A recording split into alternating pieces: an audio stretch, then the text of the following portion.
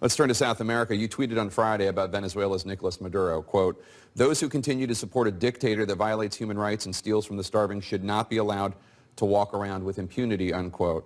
Just as a matter of course, and this didn't start with the Trump administration, the United States supports any number of dictators who violate human rights, including the leaders of Egypt, Saudi Arabia, the UAE. Should those who support those dictators not be allowed to walk around with impunity? You know, I've put out roughly 150 tweets on Venezuela. This is a new experiment in public diplomacy. The fact is that we are trying to rally support for the peaceful transition of power from Maduro to Juan Guaido, whom we recognize as president. And I think since most of my tweets also come out in Spanish because we want to reach the Latin American audience in particular, that a lot of people, especially on the political left, in the hemisphere and around the world, now understand that the failed experiment of Hugo Chavez and Nicolas Maduro needs to end. So I'd like to see as broad a coalition as we can put together to replace Maduro, to replace the whole corrupt regime. That's what we're trying to do. Well, certainly Maduro is nobody that I would defend in any way. But, well, that's good to hear. But do you not see that the United States support for other brutal dictators around the world undermines the credibility of the argument you're making? No, I don't think it does. I think it's separate. And I think, look, in this administration, we're not afraid to use the phrase Monroe Doctrine. This is a country in our hemisphere. It's been the objective of American presidents going back to Ronald Reagan to have a completely democratic hemisphere. I mentioned back at the end of last year that we're looking very much at the troika of tyranny, including Cuba and Nicaragua, as well as Maduro. Part of the problem in Venezuela is the heavy Cuban presence, 20 to 25,000 Cuban security officials by reports that have been in the public.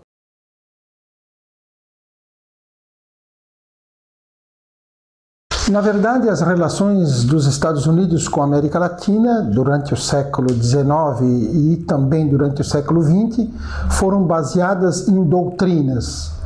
O que é uma doutrina? Um corpo fechado que não pode ser debatido.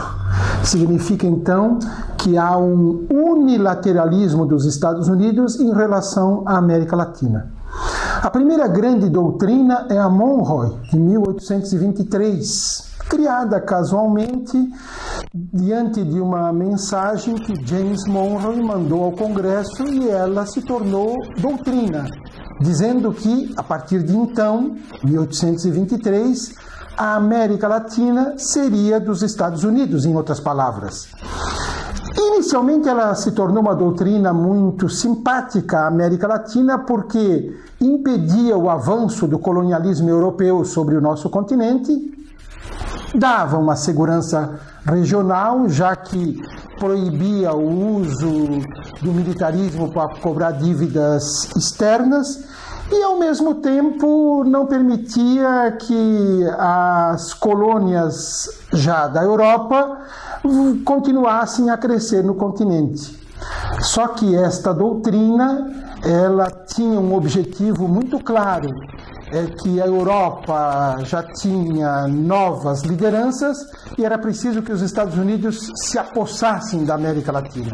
Tanto é que foi a Revolução Cubana, 150 anos depois, quem questionou e venceu pela primeira vez a doutrina Monroe.